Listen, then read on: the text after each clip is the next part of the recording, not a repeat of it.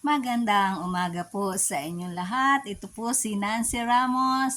Nandito naman po tayo sa segment ng ah, panaginip mo, ipapaliwanag ko.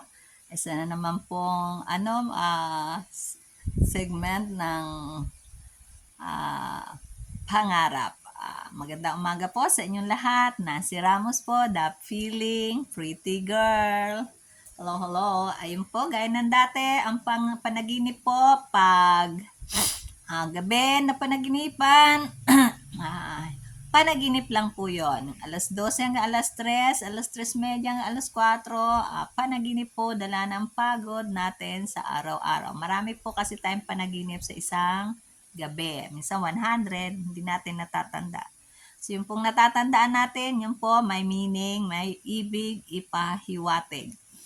So, sa mga nananaginip po dyan, abang-abang lang. At sana po, pakisuportahan naman po ang aking niche, ang meaning of dream. Yun po ang aking content na sana po kung kayo ay nananaginip, buklatin nyo ulit. Puntahan nyo lang ang page ko. Nandun lang siya. Pwede nyo ulit tingnan or basahin.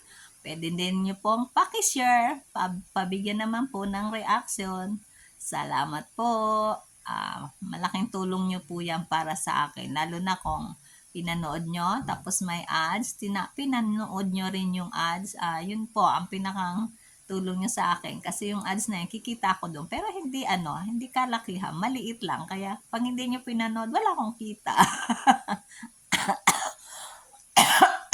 I'm sorry. Ito na po ang inyong panaginip sa mga nananaginip po ng pusa.